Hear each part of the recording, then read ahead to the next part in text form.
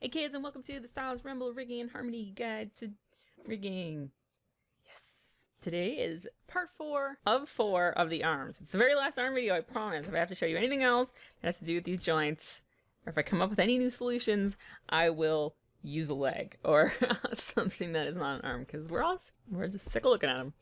Except when we go over shoulders, and then we're gonna need arms, unless I do leg shoulders, like leg arm. No, we're gonna.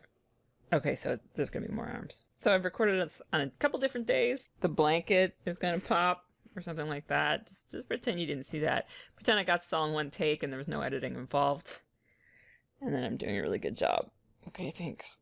Today, I'm going to talk a little bit about arms that are not just your basic roundy arm. Sometimes shows have no line art. I've got my nub arm here set up, and I'm going to talk about what we would need to do if we want this to have no lines unless it crosses over a threshold like that. And it's not actually that hard to do if you kind of understand how your modules get set up. We currently have our line and our color separated, so it's fairly simple to use our layer selectors to hide that line. Now it's only showing the color art on both, and when it bends, it bends. You're not going to get a lot of problems here because it's just one flat color over the top of the color. The problem arises when things like this happen and they get blended into one another. So the solution there has been to add in a little line like that when it crosses over the threshold. Now obviously that's a little bit ugly, and we don't want to have to draw it every time, so we put the lines in hidden on the line art layer. We're going to use our layer selector for our line. We'll just use the lower arm for now, and if we plug it in, it's going to be totally visible. So what we need is our cutter. This time we're going to invert our cutter because we want it to be only visible when it crosses over like that. That's pretty easy to set up, but now we've got a little bit of ugliness here, so we may need to adapt our line. I don't know if I want that line. I probably don't. The hand would be there and cure this, and of course the hand's line would be separated as well. And now every time our arm crosses over, the line is visible. We can even pre-put in our taper. Simple as that. The only thing is you need the line art figured out for every single part of the character that crosses over something else.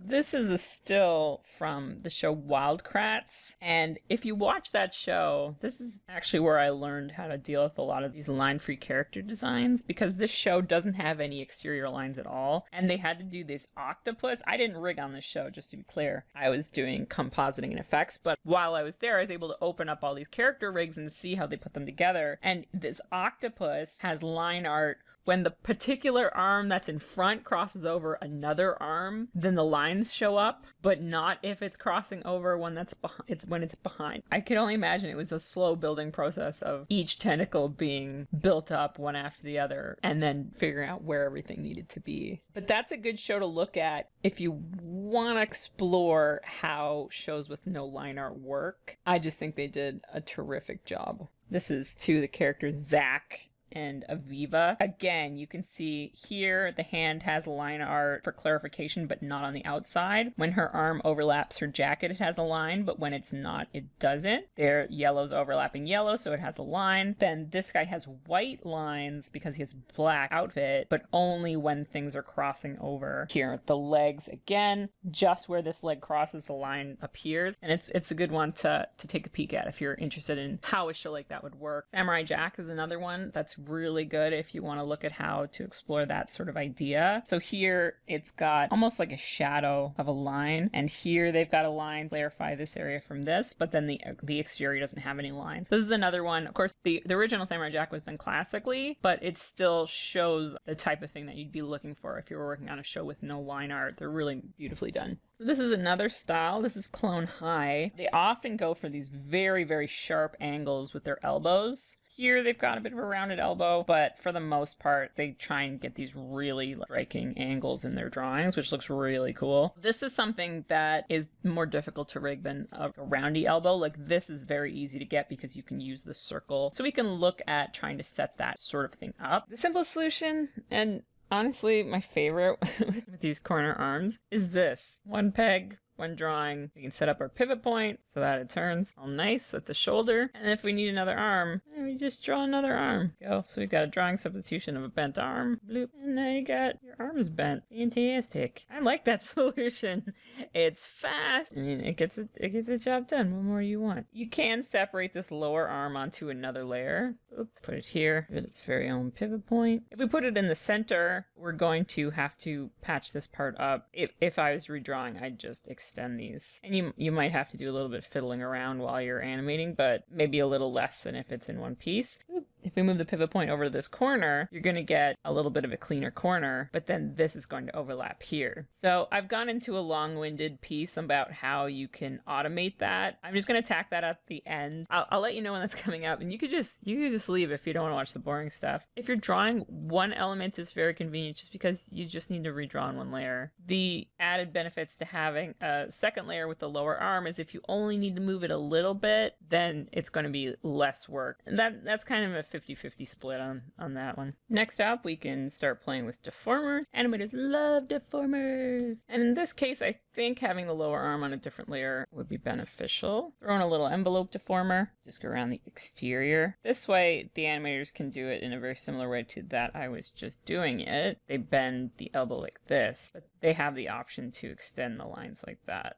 So I'm getting a little bit of fracturing, so I'm going to make sure it goes all the way around here and go into my deformer curves. Curvy, curvy, curve. There we go. Close contour. So now it goes all the way around. So now the animators can kind of pull this back in place, and they can add it to this one as if they really felt like it, or they could just extend it and skew it a little bit. Yeah, so you can get some reasonable elbows that way. That's another possibility, is just adding the deformer so that they wouldn't have to bother manipulating this using the drawing substitutions. They could animate it into place. Of course, then if we decide that the pivot point should be over here, then you can easily shorten this up just by deforming it. Of course, if the pivot point is over here, it's important to remember that the length of this is going to get shorter. Here, it's going to be much longer than when it's up here. Any decent animator should be keeping track of the appropriate length of their lower arm. The bone deformer may work here as well. Let's give that a shot. Now, we've had our envelope mode on, so we're gonna have to go back to our little hammer mode. We can actually use bone mode or curve mode, so now I can't accidentally put curves on there. And click, click, click, get our bone. And I'm gonna put that above it so that it does it to both of them. And let's try putting it over here, right on the corner. So that's not quite as good as the envelope deformer because this stretchy bit is a little bit weird. And if it goes too far past the threshold, we're going to get pieces of this one. So I think that the envelope deformer works a little bit better here if they're going the deformer route. Another way to do it would be to put in enough cutters and patches. All right, so I've got this pre-set up now so that it's automatically going to cut this piece. When we bend it, it's automatically going to cut off the ends of these two things. But if we pop into the network, it is quite a mess solution rigging-wise. I mean, animation-wise, this is really super simple to handle.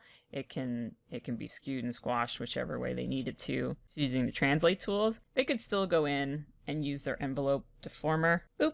So here we've got this guy all set up. I've closed the contour on our deformer. This is automatically going to cut. And then we also have, if we need it foreshortened, say we need something coming straight towards the camera like this, we have that option. And it's just automatically cut. The only downside to this is it does take quite a bit of mucking around to get it to work. So here we'll just look at the layers of this lower arm for a second. The overlay is the part that's giving us that taper. The line art is just this bit here. Color art is the fill. And then the underlay is this bubble patch, which is cutting off the bottom part of this arm that extends past. And then the overlay is a similar thing. The underlay is cutting off the part of the arm that's extending past. Color is color. Line is this. And then this line had to be put on top of this arm here. When it comes down to it, it ends up having a lot of these modules. It has an auto patch, 4 cutters, overlays here separated, lines here separated. So it's a little bit of a scary arm. It would be really daunting for someone to try and redraw something with this. So it's hard to say if this is a good solution or not. I feel like there's going to be a situation where this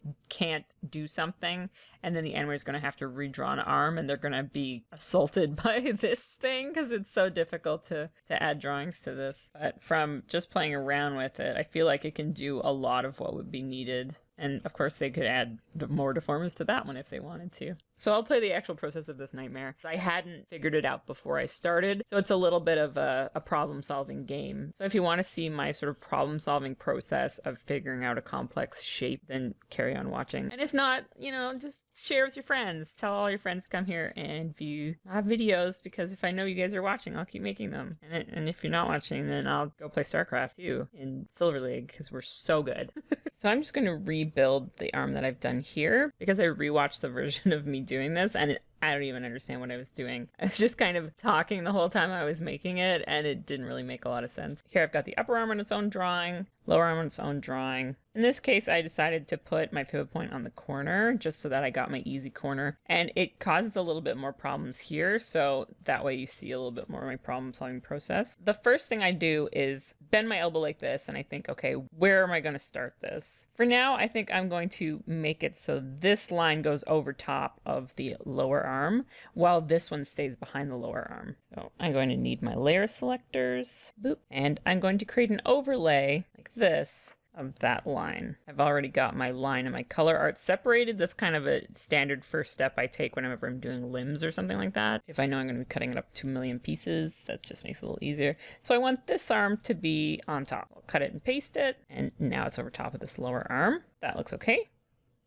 The next thing, I'm going to get rid of this chunk over here. So I'm just going to throw in a patch like this and put it on the underlay, and then use a regular cutter just to cut that with the underlay. So now this is bending. This is over the top. I like that. And this is going to cut off the end here. Now we don't want to see this. So our next step would be to make sure that the underlay is not displayed. No underlay for our upper arm. So that's the main display, is now having the underlay blocked. This lower arm is going to need the same thing down here. I will create a patch like this, set it to my underlay, and then add a cutter over here. So the main display of this, which has got a no underlay, we're going to pop a cutter in there, and then we're going to use the underlay of this lower arm to cut that main display of this. And the main display of this, which is already being cut, we can put a no underlay below that, so anything that's coming down the main display of this is now not displaying the underlay. Okay, so you can see it starts to build up pretty quick, but so far that's looking okay. The next thing is I'm going to want this to be a little bit shorter. I want to create an overlay, but I need to leave this line layer because I want it to be there if I straighten out the arm. So if this is completely straight, this needs to be the full length, but when it's bent, I want this to be shorter. So I can copy this and paste it onto the overlay layer. I don't need the wrist or this other part of the hand, and I can put in a little taper over here. So now when it pulls back, you're not able to see it yet because the line is still getting full strength. So what I'm going to do is create a little composite, doop, boop, and I want to separate my line art from my color art so that the line won't appear when it's over this one. So I'm going to take the line, if I take this line art and I put it behind the upper arm, we're going to get something like this. So here, instead of using a color art, we could use an auto patch, and that would display the full thickness of the arm, with the exception of this part here, because you can see that's getting cut by this guy here. And then this line is extending too far because it's above. You see it's not going through this cutter down here. So because we can't plug both of these into the same place, we need another cutter for the line, but it's going to use this guy here. It's still using this one to cut that line. So now this is starting to work okay. Our overlay is not there because we haven't added an overlay in yet. So we're going to take our overlay and let's just plug that right in on top. And it's a little long, our overlay, so we can shorten it up. And now our overlay is working a little better. But when we pull it out, that line art, which is just poked in behind, that is displaying. So you're getting the full length of the arm that you need. And then the last little problem is this little bit down here. So the overlay, instead of just being this top part, does need to extend all the way down and around. All right, so I'm just going to reset this so I can get the right piece and put it there. Starting to get there. But now when this goes back here, we have to make sure that all this stuff is the right length so that everything's displaying properly. I've just moved the upper arm a little bit down, and that's displaying properly. Pull up. We're getting the overlay that we need. If we pull it up too far, we're starting to have a little bit of trouble with that guy. So we could add a cutter to the overlay here. That's the lower arm overlay. That guy there, we can add a cutter to this so that this guy's underlay, which is over here, is cutting that. So now we can see these three things are sharing a cutter. Can we consolidate them? This one's going through a no underlay, so we cannot consolidate that one. This one and this one are plugged into different parts of the composite, so we can't consolidate that one. So that's how I would simplify this problem, is I would go through each one. This overlay is going in by itself, so it can't be shared with anything. This guy's the only one getting cut by this overlay. Nothing else is getting cut by that overlay. And then that's the main view of this guy here. And then, as I showed you before, you could start adding in deformers and stuff to get even more stuff out of this little arm. So it's a few ways to look at this, but there's probably a better way. There might be 15 other ways, who knows? I mean, even these two things have ended up looking a little bit different. Okay, so just looking at these now, both of these composites are obsolete because there's only one thing going through them. Here we have the no underlay below the cutter. Here I have it above the cutter. Both are performing the same function successfully, so that's one little thing that I don't need to change. This overlay is coming out of there, which works fine because it's just a no underlay. It's being cut by the overlay, so I think I've got it pretty much looking the same. So there's a few little differences, but I'm still getting the same result, so I'm pretty happy with that. Hopefully that gave you a little bit of an idea of my problem solving process as I went through this. I'll start with the biggest thing that I see. So I'll bend the arm and I'm like, okay, what's the biggest thing that is bothering me right now? And then I'll work down to the more nuanced stuff, like these little overlays and stuff like that. And then once I've completed it, I'll go through what I have and see how much I can consolidate it down. What can I get rid of and still have it function properly? And I had a few extra modules in here earlier, but now it's down to the point where I can't find anything else to take out of it. That's as simple as I can make it and have it do what I was kind of trying to get it to do. Now, I don't know if this is a great solution. It seems to be pretty flexible. I can get it to do a lot of the stuff I would expect animators to need it to do, but I feel like there's going to be a situation where something has to get redrawn and then there's going to be a very difficult arm to work with. It may just be a matter of actually pulling in another drawing like this, so you can have just a drawing arm on the side, so you can like unexpose this one and expose just the drawing one if you needed to do something that's completely different. But if it works and your whole crew can work with it, then it's a successful rig. I always want to end up with something that's the simplest possible solution. And by that, I don't mean the simplest over here, like the simplest rigging solution. I mean the simplest animatable solution, because at the end of the day, rigging is here to facilitate animation, to make it faster. It's definitely not there to make the rigger's life faster or better in any way. So I highly recommend that you go and look at some of your favorite shows and keep a special eye on the elbows and the shoulders, because we're going to get into that as soon as I can work myself up to it. Try and figure out how they put those things together. And if you're looking at it and you really can't figure it out, like it just looks completely impossible to be doing in a cutout show, they might have just drawn it. Drawing still happens in the studio, not as often as it once did, but it's certainly not out of the question that somebody just drew an extra thing. So if you're an animator, I want you to take that to heart. Know that sometimes you need to draw a thing to get it to work. We're not magicians. Like, there's only so many layers and doodads and bells and whistles we can add to this before it becomes completely unusable. Either because it lags or because no one can figure it out. It's just not user friendly. So sometimes you just gotta draw a thing, all right? So thanks for staying till the end of this video. I really appreciate it. I hope all that long-winded jibber jabber was helpful to you and you are starting to feel like you can problem solve a little better in this program, because it's really my goal. I want you guys to be problem solvers and you want to be the best riggers in the world, and then no one will ask me to rig for them ever again and I can just draw splashes and poop and stuff. So thanks for dropping by. Like, share, subscribe, all those things internet people ask you to do. I'll see you in the next video.